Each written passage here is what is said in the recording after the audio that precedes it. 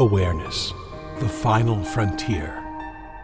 These are the explorations of Jonathan Robinson and Brian Tom O'Connor. Their continuing mission, to discover fresh new paths to the mystery within, to seek out new joys and new methods of awakening, to boldly go into the heart of expanded consciousness. This is Awareness Explorers.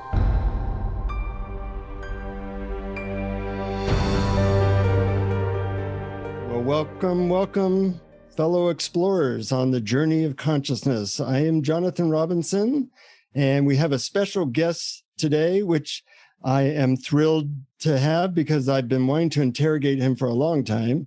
And his name is Sanjay Manchanda. But before I introduce Sanjay, I want to say hi to my co-host, Brian. How you doing? Very well, Jonathan. I'm really looking forward to this as well, and so great to meet you, Sanjay, and really appreciate your coming on the show. Yes, pleasure to be here. So let's say a little bit about Sanjay. Sanjay is a spiritual teacher, a psychotherapist, and a specialist in clinical neurofeedback and neuromodulation using current, light, magnetism, and sound. That already triggers like 100 questions for me. Anyways, his teaching is a confluence of Eastern and Western wisdom streams. He has a bachelor's in electrical engineering, a PhD in computer science, and a master's in counseling psychology. So a true Renaissance man. I've been to a bunch of his workshops. They're really practical, really great. Welcome to Awareness Explorers, Sanjay. Wonderful to be here, Jonathan and Brian. You have a very unusual background, both as a therapist, as a scientist, as as somebody who's really focused on awakening. Just briefly, since people may not know you, how'd you get into all those different things? What was the impetus for all of those things? Yes. When I was very young, I was very sensitive and quite affected by everything around me, emotional, and generally affected by what I experienced as suffering in me and around me. Mm-hmm. And also had a bright mind and really tried to use my mind to try to deal with this issue of what I experienced was suffering. And initially, my approach was to follow science. As part of my education. So I was very interested in science and engineering. And so as a consequence of that, I actually, I grew up in India and I left India and came to the US to study further. And my impetus was really to try to get to the essence of what life is about. My idealism was all about how to find out what life is about, how to deal with suffering, and really follow the arc of science.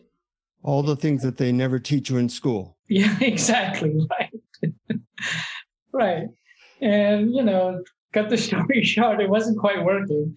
And after I studied more and became a professor, and I realized that, I was at some sort of apex in my life, and it just wasn't answering my heart's calling. And part of the issue was I was always very anxious when I was young, and then I became depressed on top of it. And that's when I really started to turn back to more like the Eastern practices and started doing yoga, started meditation in a big way. Actually started meditation with Shinzen Yang, which you both know, whom you both know here in Tucson. And actually, I started meditation here in the West, not in the East, not in Delhi, although I did some yoga there.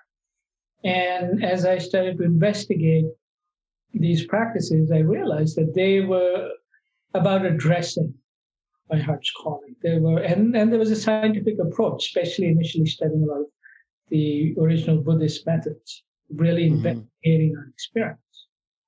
And so as I did that, I found some relief. And I found some insight into what was happening with me and my whole system. So that started me on a path of really, as my usual habit, of really immersing myself fully. And first I was overdoing science, now I started overdoing meditation. like a lot of us. Yeah.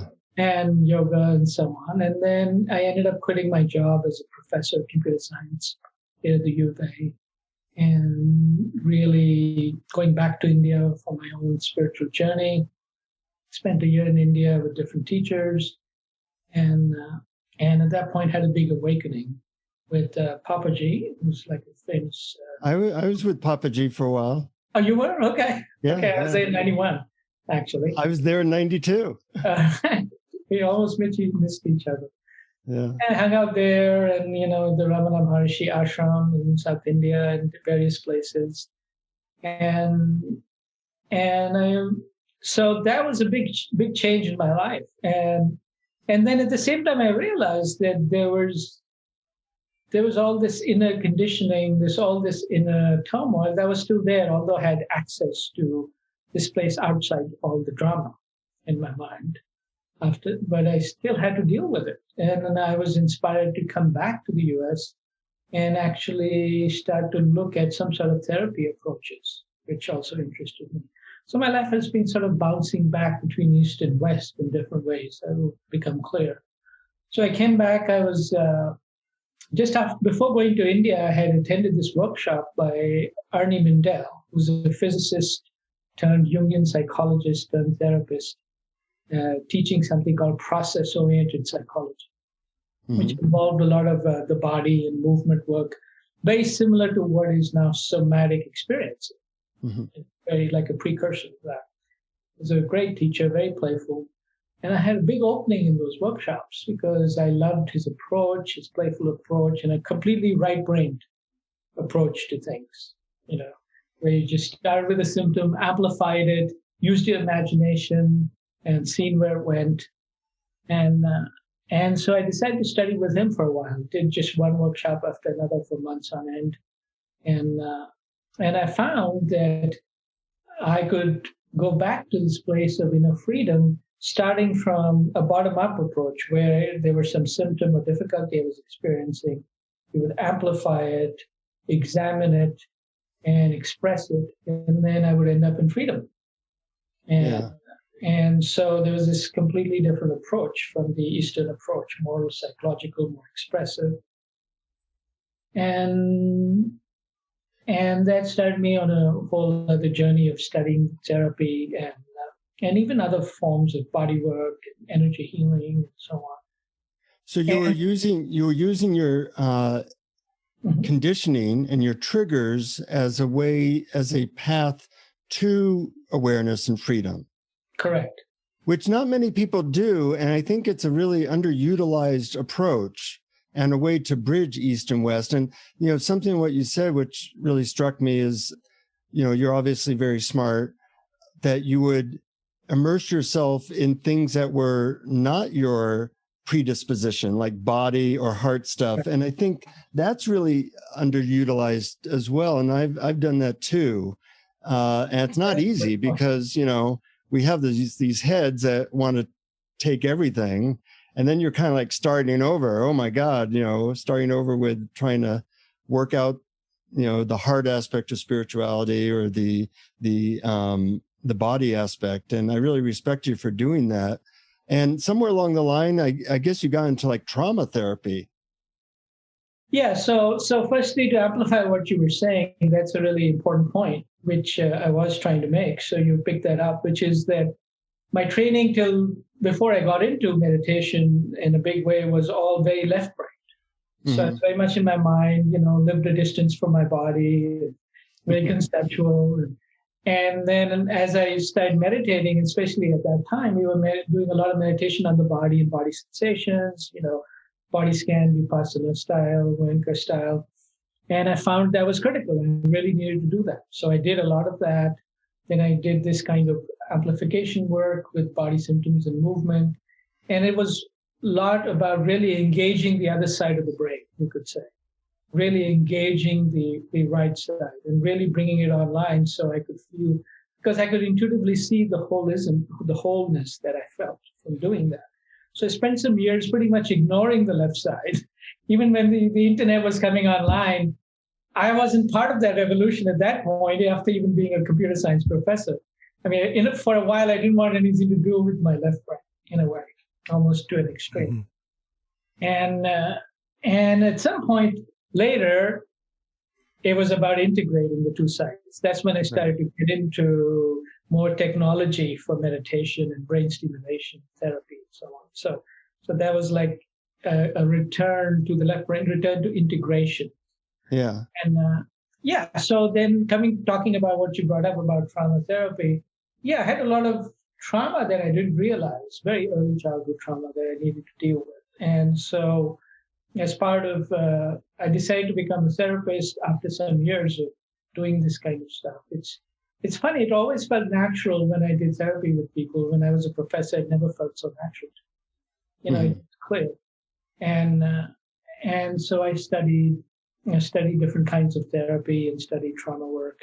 And over time, I've been a therapist for 30 years, so you can't not learn all these methods and work with trauma and understand how integral a role it is it plays in our experience. My wife is an EMDR therapist, and I just heard that you do some EMDR. Yeah, it's not my specialty, but yes, I do. But I'm wondering, on the Buddhist perspective, there's no self, or you're trying to get to no self. And trauma is obviously trauma to some self or different parts of ourselves. How do you view that? Like, what are you working on, or what are you trying to do with these trauma type therapies? Yeah, so the way I see is that, we tend to separate therapy and spirituality, and it's kind of dualistic in a way. In my mind, it's not dualistic. It's another aspect, non-dual. It's all working with one thing. And one way to unify that, one unifying idea is that the idea of identity, which is that whenever we are suffering, it's because we are identified with some limited sense of self. Now, trauma creates that limited sense of self, conditions that limited sense of self, and it naturally gets triggered with experiences that remind us of traumatic experiences. So whenever I'm working with someone, I'm always looking at the lens that I'm looking at is who's here now, which character or self is here now, and how are they defined?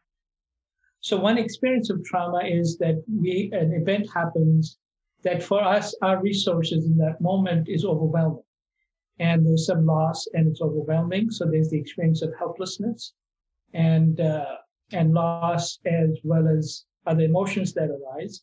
And typically an identity that's created is an identity around helplessness and some other negative belief about self, or more than one beliefs about self. And so that's how I see it, is that what the trauma trigger puts us back in some limited characters or limited definitions of ourselves. And from a meditation and awakening point of view, the point is to realize we are not these limited characters. We're not limited ideas of ourselves. We're this openness that's here.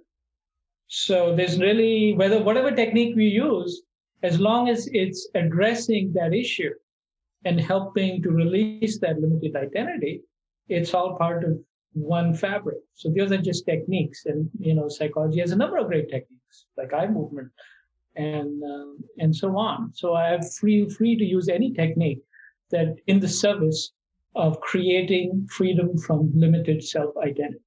And trauma work is very much in that context.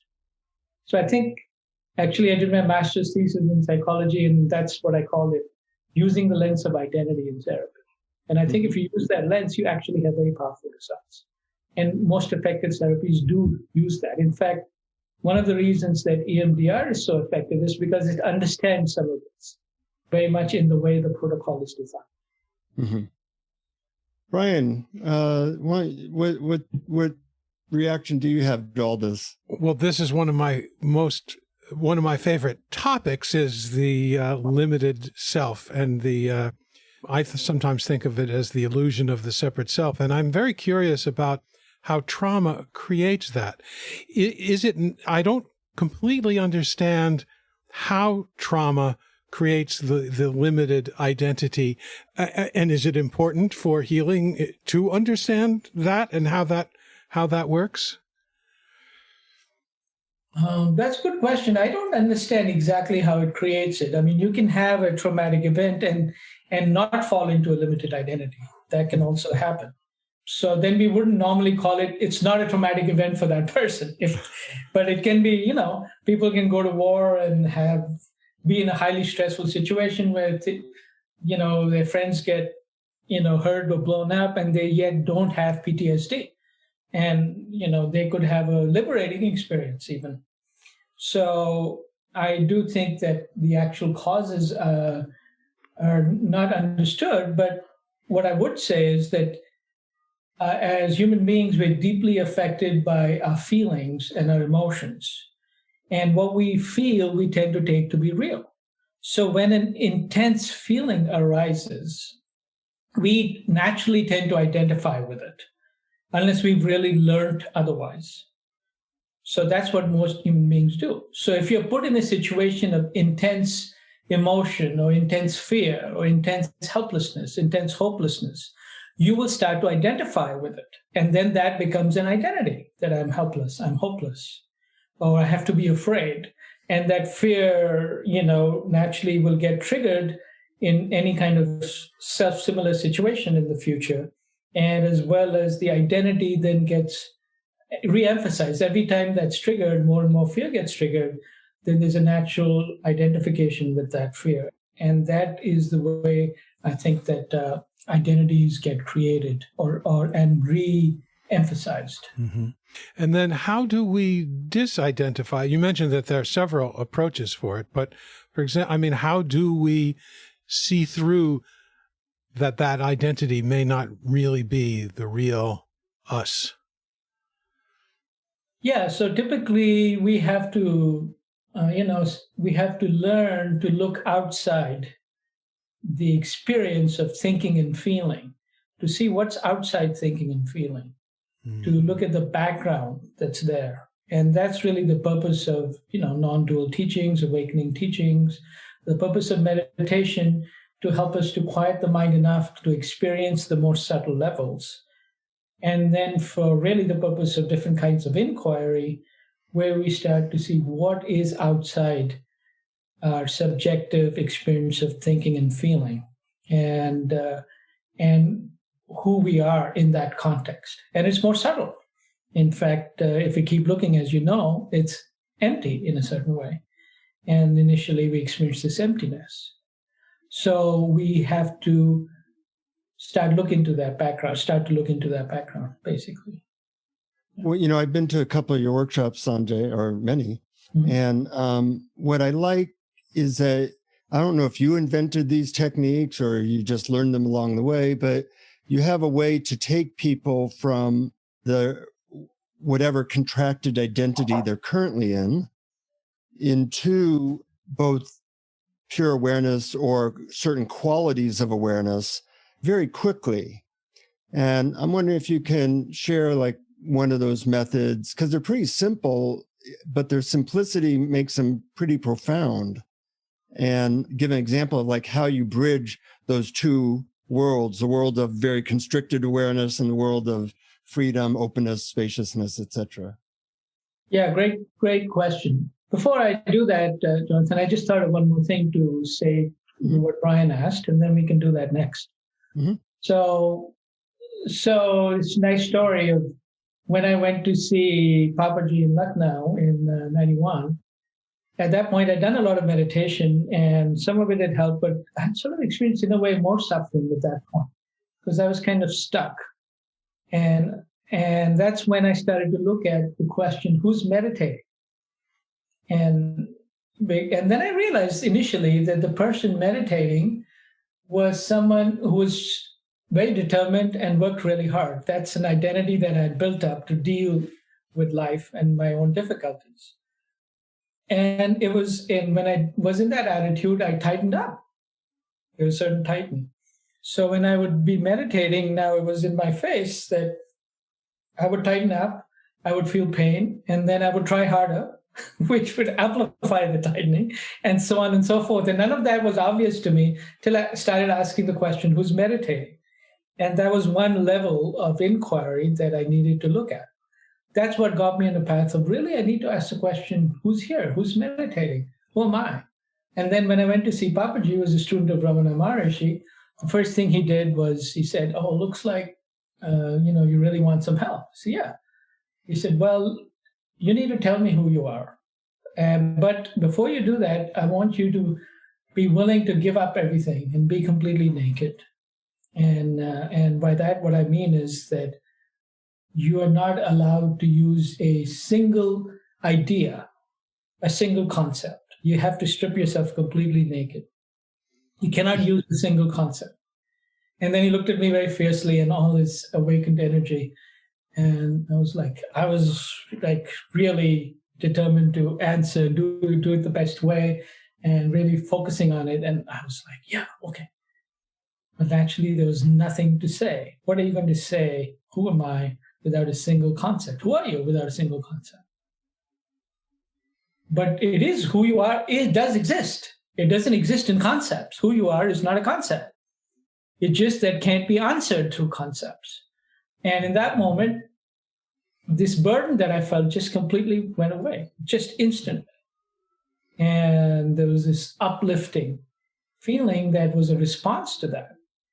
And we laughed, I laughed, he laughed, which would often happen around him, and we both laughed for a while. And that really opened up. That was like the opening. And there was a lot more to do later, but that was the opening. So I think that's, also completing the answer to your question as to where do we go outside that? Yeah, I love that story because, sure, of course, that we can't answer it with a concept because all concepts appear in that conceptless awareness that we really are. So it makes perfect sense. But before you get on to the next one, I just wanted to ask, so the awakening that you had with Papaji, and by the way, for our listeners, that's HWL Punja. Correct. Boonja. Yeah. He was your later work with trauma different from that, or just sort of a continuation of something that was started there? Both. Mm-hmm. So that kind of inquiry and then hanging around with him, it was all very natural, but there wasn't nobody there did a lot of psychological work. And so really a lot of what I do is bring in psychological work, even the idea of projection or what happens in relationships. How do you project different qualities on the teacher? Different things would happen in relationship with him, which actually caused some problems, but people were not aware of those things. Typically in the East, we didn't talk about these things. Right. So those ideas have been very valuable contribution of Western thinking. And so having trained in both, I'm very interested in using both ideas. So at the same time, see, when you're doing therapy, there's a lot more focus on going into your feelings, going into your experience, your emotions, looking at your relationships and projections in relationships. And there isn't necessarily a lot of focus on letting go, of stepping out, of disidentifying. In the Eastern approach, it's all about stepping out, and maybe denying or spiritual bypassing, as they say, or not looking at what needs to be looked at. And both are important. Yeah, we often use the analogy that it's like two wings of a plane. If you just have one wing, you go around circles and then you crash eventually. Right. So it's great to have both sides of the coin. Yeah. So I was smiling as you were talking about Punjaji, just because I had similar experiences with him, and it brought back those memories. All right. But going back to the question I had, because people don't always get what it would look like to have a, quote, therapeutic technique that's focused on a character transition into an open, spacious awareness. And I think of you as being a master at having methods like that. Right. So if you can talk about that, that would be interesting. Yeah. So those are typically methods that I've developed based on, my wonderful teachers, mentors, and other things that I've learned along the way. But it's my, combination of the knowledge that's been gained. So yeah, we could look at a method. So let me talk about it first. So one way is we can start looking at the psyche as different selves or characters, as is now popular in something called internal family systems. Originally, I trained in voice dialogue, which was taught by Helen Citrustone. And the idea that we can look at these different locuses of identity in ourselves, because there is no singular self, there is actually ultimately no real self. And so the locus of identity is constructed and can be thought of as these different aspects, like different personalities in ourselves. Mm-hmm. So we can have the inner child, the inner judge, the inner critic, the inner artist, and the inner controller. However we decide to split the pie, it's relatively arbitrary, but certain natural divisions arise in the psyche. So we can think of these characters that show up, and then, in a psychological work, we might actually interview a character and say, okay, how often do you show up in this person's life? Who did you learn from in their life? What feelings do you normally connect with? What do you believe about the world and about yourself, and so on? All useful stuff. And what we'll look at from an identity awareness awakening perspective is to complete the realization that you are not this character, that you're not limited to this character. You're not limited to any character. You're not limited to this character. You're not limited to the shadow character, maybe the one that's the opposite of this, that's also in there. And your identity is not limited in any way. So we can do a technique that goes both ways. It goes a little bit into investigating the character as well as into releasing the identity from that character. Okay?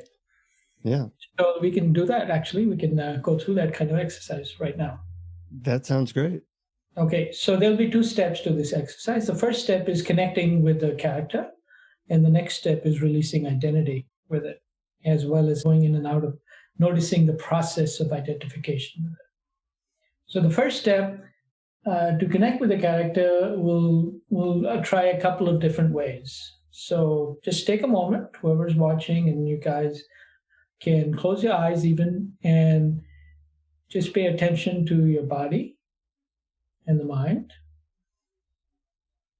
And we'll ask the question, who is here now? And the answers we're looking at is which character is here now, if any. You don't have to find one right now. There's more than one way to do this. If there was a character here right now, who's here now? And the way to answer it that's useful is to just think of it as answering as someone who, like someone who is feeling sad, or someone who's eager to get the answer, or someone who's excited, or a child-like character, or a critic, someone who's skeptical. So any such answer could appear. Someone who's in pain.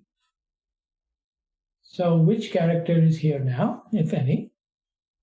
And then another way, so that's a good way to get into it. Another way to get into it, if you're not clear about anybody here now, because you're neutral or something, then think of a time recently when you felt triggered in a situation. So you can, in fact, do both and choose one for the later part of the exercise. So think of a time when you felt triggered.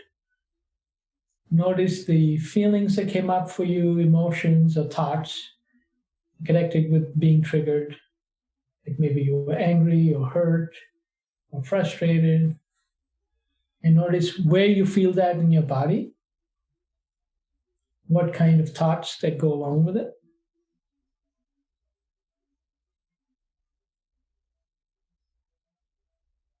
And then ask the question, which character is here in the trigger?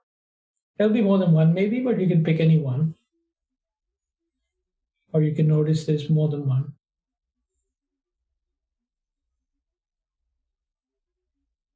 So just take a moment to then pick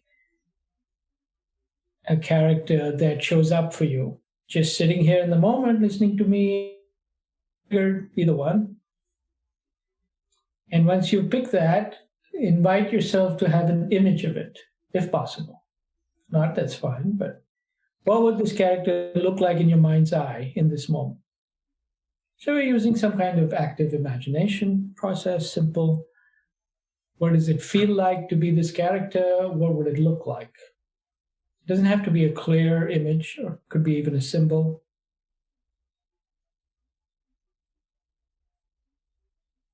Does it look like you, or a dream character? Could look like a character in a play or a comic book or some other person you know. All right. And then once you have this, okay, actually, then we're going to go on and work with it further. So before we do that, let me just ask you, since you're both here, just to illustrate this, did you both find a character to work with? Yes. All right. All right. Did you get an image? Mm-hmm. Yes. Okay. Does any of you want to share anything about it? You don't have to, but. Mine was my second grade self who was sitting in class and who didn't understand what was going on and was upset and shamed and angry about it. Okay. Okay, that's a character. That's pretty clear. It started just because I realized that what was present was the one who is trying to do a good job. And then that sort of started there with the present, what was happening now, and then that past character came in. Beautiful. And it's very interesting to just see who's here now, because often we'll find a character that starts there, which is someone who's trying to do a good job or get the answer or try really hard. And these are all very relevant characters that we live our life through. Mm-hmm. Like when I was asking who's meditating, it was the guy trying to work really hard, really determined to get ahead. Yeah. All right. And I had what I call the abandonment fearer. A dear friend who somebody I'm very close to. I'm not sure how that connection will be going forward. And, that probably started when I was 3 and my mom was getting divorced and she wasn't there, and I had a picture really of a 3-year-old. Okay. So you both, went deep there to these parts of us that are like children. And they do often, in a way, control our lives in some way. Mm-hmm. Okay, so let's take the next step. So the next step is you're going to notice the feeling of being this character, the image of this character, and then you're going to try the following sentence completion. If I stopped limiting my identity to this character, then I would feel. So you can say that to yourself or just listen to me. If I stopped limiting my identity to this character, then I would feel. Because ultimately we know we are not any particular character. So if I stop limiting my identity to this character, it's still there, we're not getting rid of it. It's included in the wholeness of who we are. But if I stop limiting my identity to this character, then I would feel. And then you're going to let your body respond. So the idea is to have a feeling kind of a response. Does your body relax? Does it tighten up? Do you not know? Not knowing is a perfectly valid answer. If I stop limiting my identity to this character, then I would feel, and just letting the body respond. Maybe you'll respond with relaxation or tightness.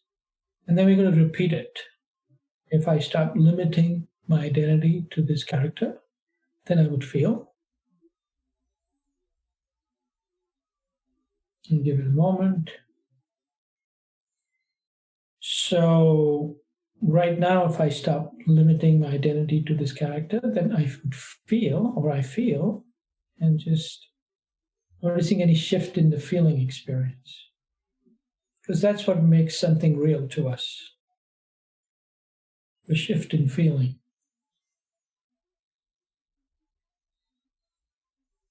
Or don't know. And if you don't know, then the invitation is to relax into that. If I could relax into not knowing what I would feel or who I would be, then I would feel. Just relax into not knowing, then I would feel. Definitely do that if you're experiencing any not knowing, or just explore it anyway. If I could relax into not knowing who I am, then I would feel.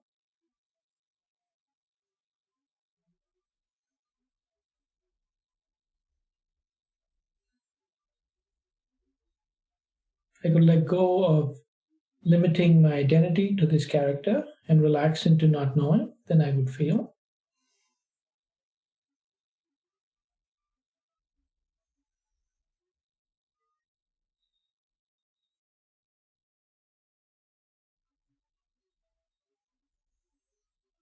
And then take a moment to explore the opposite, which is to say to yourself, I have to limit my identity to this character because I have to be this child because, or I have to keep limiting myself to being this child or this person that wants to do good, whatever you choose. I have to keep limiting myself to this character because, and just say the first thing that comes to mind. Don't censor it. Speak like a child. Doesn't matter what it is. Even if the answer is I just have to, or if there's a reason that shows up, your mind will supply the answer. It's the sentence completion technique. The unconscious just speaks. I have to limit my identity to this character because, and repeat.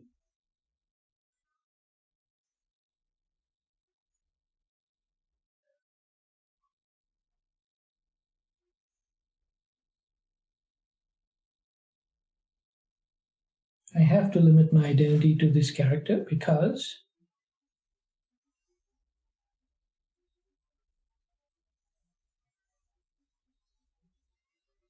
And once more, I have to limit my identity to this character because.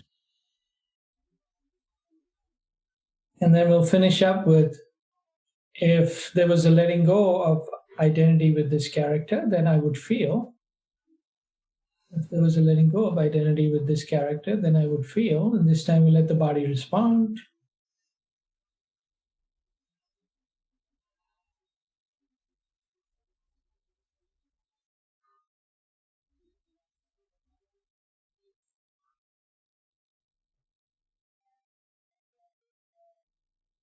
All right, good. So we'll pause there. So I'll point out a couple of things that I did there and why I did them in a moment. So, but before we do that, how was your experience? Ryan? Oh, it was it was a great experience. It was very vivid. I got really good answers to both of those questions. I don't know if you want me to go into detail or just... Just a sentence would be good. Like, get some insight. Did you feel some opening? Like from asking? I absolutely did. I mean, the first question about what if I had to stay in that, or why would I have to, was like, because I don't know how. Or, That's a typical or because then I would let my parents and teachers off the hook. And if I allowed that, if I were free from having to identify with that character or being that character, then I would feel free. I would feel capable. I would feel confident. Right. How about you, Jonathan? Well, I've done this method a lot. I find it very effective, very eloquent in taking me from some stuck place to spacious awareness in a short period of time. And I like how you ask both sides of the question, because I picture like a nail a little bit in a board, and you're hitting it with a hammer on one way, and then you're hitting it on the other way, and eventually the nail, gets out of the board. Or it's like a drawer approach. You push and pull the drawer. Yeah. Right. Yeah. So you're kind of loosening this character up until it just says, okay, let's go into presence, and also the insights of what is said when you ask, I need to identify with this character because sometimes what you hear and what you learn from that is very insightful and interesting. Yes. So there we're taking both like a traditional approach, a little bit of a traditional approach in psychology. In depth psychology, you like to go deep into reasons or the past or history or into the unconscious, you would say. So I'm using a simple technique in therapy, the sentence completion technique, but really focusing on the issue of identity, because we understand from a spiritual and teaching and understanding that that's so critical. So being focused on something important, but it's also sort of digging into the unconscious just a little bit, not a long, drawn-out analysis, but just a little bit digging into the unconscious, and which allows things to open up into awareness. And then the other is maybe a more positive psychology technique of going into the site of letting go and seeing what that would be like. So we're taking both, again, it's kind of non-dual. We're taking both sides of the coin. And it's also actually a known, and now coming to be known in trauma work, where you don't want to go too deep into the experience of trauma to avoid re-traumatizing the person, and you want to provide them resources. So I'm somehow using those ideas in here in a very clear way around identifying and disidentifying. And you also sometimes use what you called qualities of being, where your inquiry or your questions are guiding people towards specific qualities. I found that really interesting because, it's so simple and so direct, but I found it worked really well. I'm wondering if you can say something about that. Yeah, that's a whole other aspect of the work. So this is a whole body of work. We can talk about different aspects of it. And the qualities of being are what in psychological work you might call resources or something like that. But it's not exactly the same, but similar idea. Well, a quality of being is, if you think of a character as being more like ossified or having some sort of fixed strategy of operating, like I always have to do my best, or I always have to be vigilant because that's going to help me to survive. And so it has this emotion, this contraction in the body that's typically caught up with it, and a strategy that's fixed. Now, as you release those things, as you release your identity from that character and release the belief system, then that you have more strategies available for getting what you want or functioning in life. And you have less emotion, fear emotion and anger emotion tied up in that character. So what's left? What's left is more just beingness. But if you still look at it from the idea of these different functions, which characters represent these different functions, they're merely more like qualities of being. So qualities of being would be like presence, or even power and agency, or loving kindness, or wisdom, or guidance. And so what we find is these characters tend to dissolve and become more formless, and what's available is these qualities of being, value and worth. And so we can start to understand that if we've gotten disconnected from, for example, our sense of value or worth or love and these different qualities, then these characters have these strategies to somehow reconnect. And we want to be able to reconnect from the inside to these qualities of being.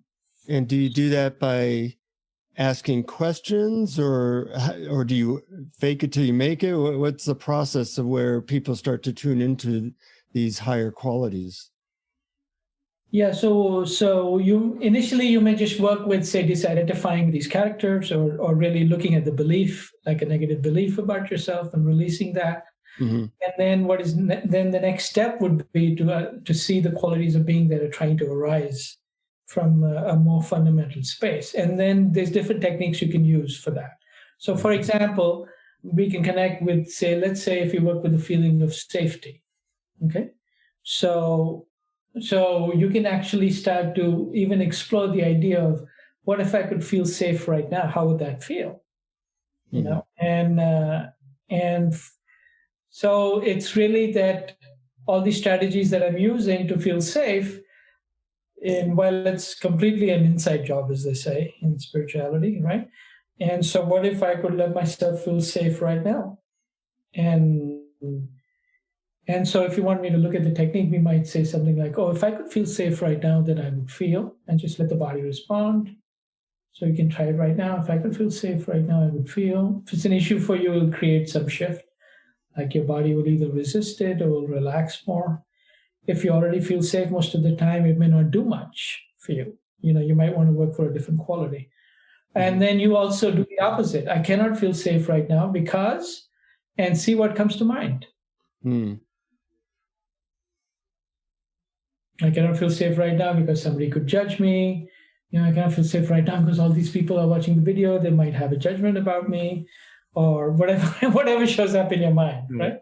And then when you say those things, often they're so ridiculous, so you realize they have no basis in reality. So it's kind of easy to let go of them once they're expressed. Right, but the thing to work with qualities is a profound work, because it really starts to look at different things, different streams of what's trying to happen in your life. For example, you may find that a bunch of your habits, or even your addictions, are connected with a quality that you're trying to achieve as a feeling state. Mm-hmm. For example, I gave an example of, like, I looked at my addiction to sweet things as trying to reconnect with the sweetness that I naturally had as a child. That's like a natural part of me, but got disconnected because of, a lot of inner judgment and other feelings of being unacceptable. And so what if I could feel that intrinsic sweetness that is a natural part of this personality? And that's such a beautiful thing. And did realize that, I have this feeling of loss of not connecting with it, and some habits of maybe eating trying to reconnect to that experience, which in a way is intrinsically me at a personality level. So this is actually a profound idea, and I'm not the only one to express it, but I sort of found my way into it in my own way. But it's also found in some other systems as well. I find it fascinating because you're not actually tasked, or we're not actually tasked with creating some sensation or feeling or emotion. We're using our imagination. What if we felt safe right now, how would it feel? I remember studying Sedona method, and they would say, could you allow yourself to let go of wanting to be safe? And the answer was always no. I can't. I can't. Right. Sorry. You weren't ready to do that, right? Oh, no way. No way. You have to sometimes dig a little deeper and say, no, I need to hold on to feeling unsafe, because that's what I would do with people. Right. I said, before even you feel safe. Yeah, go ahead. Yes. But I could imagine, just as you just took us through now, what if I felt safe? What would that be like? No pressure. Yeah. So there's two sides to that as well. So that's a good point. So in fact, there's a form of therapy that does that kind of questioning more, a brief therapy form, which has, something called the miracle question, which is the embodiment of that idea. That if a miracle happened and your problem disappeared tomorrow, imagine you're there, a miracle has happened. How are you feeling? Oh, I'm feeling great. I'm feeling positive. What would you be doing? So it uses the imagination, paces you into this new state. And then the flip side of it is also, but even that can be limited, because your system is like going to rebound and say, hey, wait a minute, what did I just do? Let's try to let myself feel good. I'm not allowed to do that. And you'll go back. And then, we can work with that too. We can say, okay, no, it's important to keep feeling unsafe because, and let's do some depth work here. No, I need to hold on to feeling unsafe first and just uncover that just a little bit. And then you find, you can go back to feeling safe much easier. Mm-hmm. So it kind of clears the path. Clears the path, yeah. But in both cases, you're really working with what is really happening right now. You're not denying. You're not denying anything. It's what's present right now. It's very present-oriented work the way I do it. The past is fine, and we bring it in to the extent that it's clearly affecting the present. And we don't necessarily go into a long discussion about the story of the past, but it's certainly a part of what's connected to what the person might be experiencing right now. Right. Mm-hmm. It's great stuff. And one of the things that I like about your work is, you're not limited to one modality, and you're actually pretty well known in the area of using technology to tap into higher states of awareness. Right. You're a little bit of a Renaissance man that way, Sanjay. And that's a whole other area we haven't talked about. Yes. when I told some friends that I was interviewing you, they said, Ask them about that. We want the latest update. They said, I want to press a button and experience higher states. How far along are we? And I don't know if you could say anything about the interface of technology and higher states of consciousness, and whether you think that's possible, or if it's moving along, or what the future might be. Oh, it's definitely moving along. Yeah, we're making good progress. I still think it's in a holistic context, that doesn't exclude all the stuff we've been talking about. Mm-hmm. That, in fact, it could put you in a crisis where you need to do more of your, inner psychological and spiritual work. Just like, you can use sacred medicine to move into some new states, and then use that as an impetus to do more practice or need to do some inner work. So I think it's in a holistic context, but it certainly has its own value and power and benefit that can come from using technology in specific ways to help us to accelerate our path into deeper states of meditation, as well as moving towards awakening. Mm-hmm. So the basic idea there is that we have been exploring is to either use some form of biofeedback, like neurofeedback with the brain, to train the brain into some different states. And even more interestingly, using some low-level energy transfer into the brain. So we can transfer some low-level energy of light, current, or sound, or even ultrasound, to actually turn on and off certain parts of the brain, which we know are relevant in, for example, in focusing, or even more importantly, in self-referencing. Mm-hmm. So what we're talking about is how would we connect brain functioning and, say, inputting some energy into the brain to go into a deeper state, or having some insight. So one simple way to think about it is that research has shown that when we have self-referential thought, certain parts of the brain are activated. For example, called the default mode circuit, or particularly a single node in that circuit is very important, which is the posterior cingulate cortex at the back of the head. And so one question that people have asked is, what if we can turn that off temporarily using some technological mode? What would happen then? And so research using neurofeedback was shown that, yes, indeed, when people are in a deep state, that part is quieter. And then, my friend Jay Sanguinetti, currently at the University of Arizona, along with Shinzen Yang, actually has been experimenting with using ultrasound, to literally beaming ultrasound into that part of the brain to turn it off temporarily. And they've done some studies in the fMRI machine to show, yeah, it does do that. And in fact, the subjects have reported some deep quieting and really a profound state of peace that shows up. So that study is being conducted. Not only that, I was in a room where Jeffrey Martin was doing that, and you were there, and they were doing it to another person, and I could feel their peace very clearly. So it almost seems like a person then becomes like a transmitter of that peace, possibly.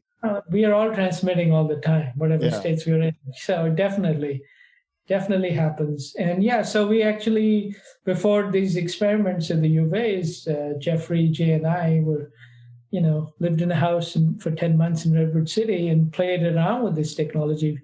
Well, actually, Jay and Shinzen started this, but then all three of us played around with it for 10 months, and we've been getting some awesome results with that.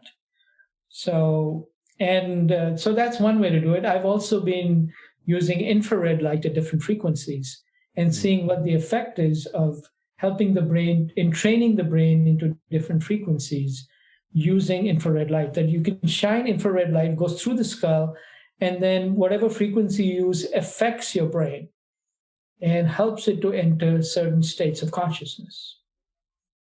And so, in fact, that's a study that I'm starting in a week, is with long-term meditators, to give them infrared light at these high frequencies and a combination of frequencies.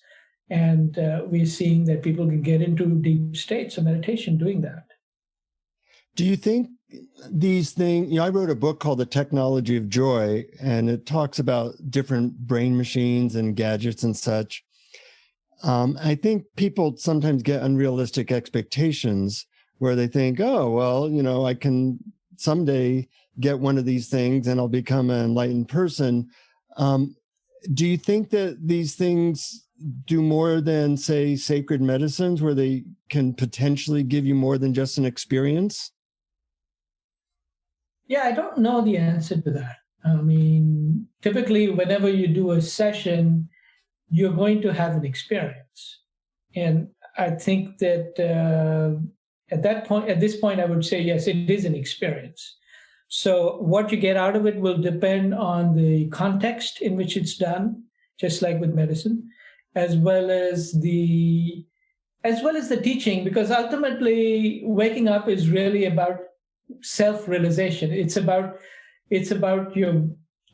seeing something about yourself. So putting in a deep state, that can happen naturally, but it just works better if there's someone can point out to you, this is what's happening, this is what we're planning to do, this is how it works, and look what's happening to you, and look at what how it affects your life. So it's just going to work better like that. Yeah, I like how you said it's best if it's in a holistic context, that you're not just zapping people's brains. Yeah, because even then you can get into a deep state and get really confused or afraid. So Mm-hmm. I imagine another danger of it is might just be conceptually.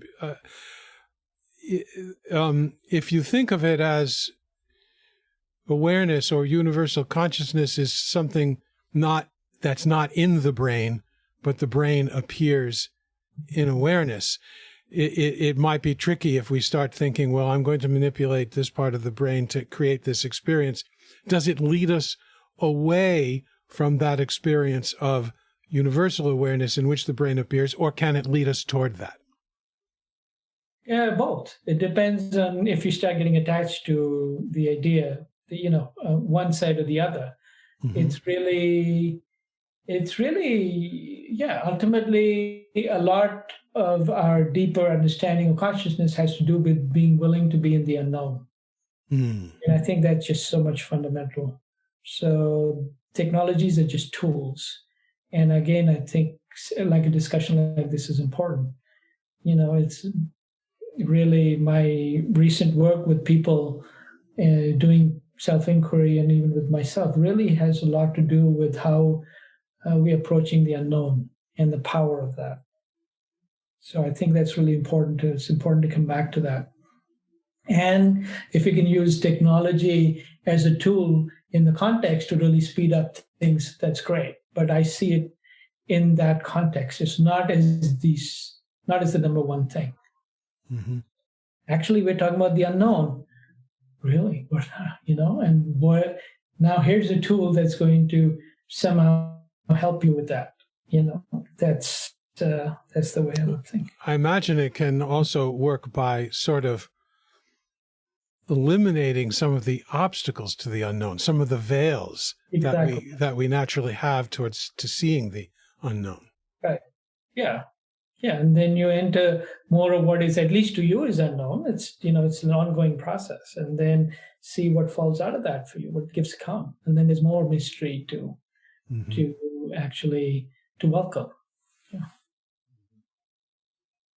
Great stuff. In a certain way, I feel like, and Brian, you might chime in here, that what Sanjay did earlier, we can edit as the meditation. That's fine. But Sanjay, did you have another meditation plan that was different from what you just led us through? No. I mean, I can always do more, but no, that was fine. That's great. Yeah, I think that would make a really good meditation. You might have to just take out the part where we give our input, but that shouldn't be too hard. So I can edit around all that. You can decide. You can even leave it in, which helps people to see it's working. Yeah. It's up to you. Mm-hmm. Mm-hmm. So just a last question for me, maybe a last question for Brian. What's a cutting edge or exciting for you now in your path? You've done so much. What's your leading edge currently? Okay. If you want me to do a meditation that goes more into the unknown, we can do that too. It takes 2 minutes. I'm love game. Yeah, let's do it. Why don't we do that? Then we can answer this question, and you can edit that if you want. So since we are talking about the unknown, so here's a simple way to start to explore it using the idea of direct inquiry. So just start with trying to answer the question, who am I? Or I'll ask you, who are you? And then just see whatever answer comes. We're not looking for the right answer or anything at all like that. Anything you can say in your mind. Who are you? And then once more, who are you?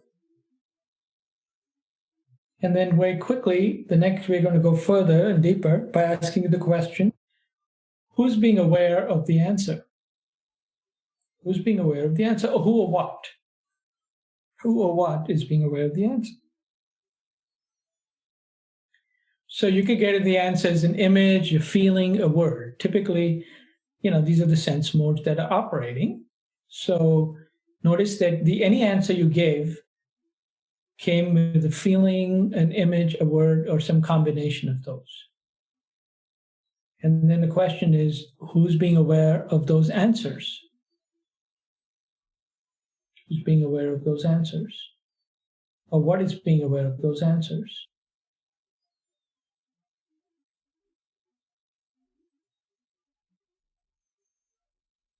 And whatever answer you give, if you can feel into it, or your answer would be, maybe you're not sure. So don't skip over that not sureness. So some of you will ask again, who's aware of all your answers? And notice that you don't know. You're just not sure. And then the next question is, can you relax into that feeling of not knowing? And what would happen if you did? What would happen in the body if you were okay with not knowing?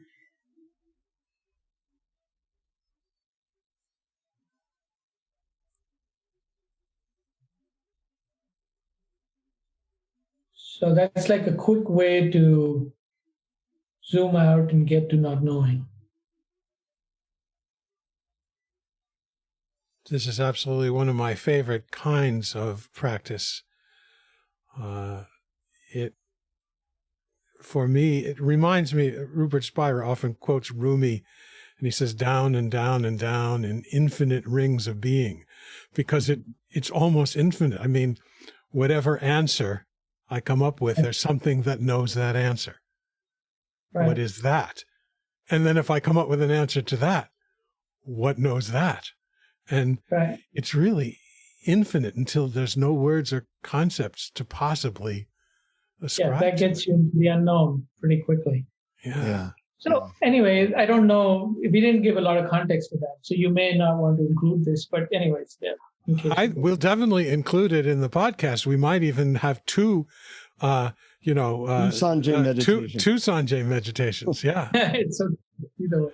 It's so what were you asking, Jonathan, about cutting edge or something? Yeah, for you, you're not somebody to rest on your laurels, Sanjay. So I know that there's always something you're probably especially excited about or pursuing at this point. Yeah, I think what I'm pursuing right now is some research with infrared light and meditation, and really looking at how different frequencies, pulsing the light at different frequencies, affect our states, and how much progress we can make by doing that. Infrared light has also a lot of beneficial effects in the brain, so it's really helps the brain to have more energy in general to function. But then using different frequencies have powerful effects, and I think it's a relatively unexplored territory. What happens if you pulse the brain at 1,000 hertz? Not even the kinds of frequencies that are talked about in the past. Right. like theta and alpha, and so on. And the other part of what's really exciting is to me is more mundane, which is how to make this kind of work and teaching more accessible and available to people. That for me is a whole interesting project and discovery. Yeah. So it's really much practical kind of stuff. I appreciate that practicality, and it is so important in this day and age when so many people are having a hard time. One more thing is personally, it's been a challenge because I tend to be very shy.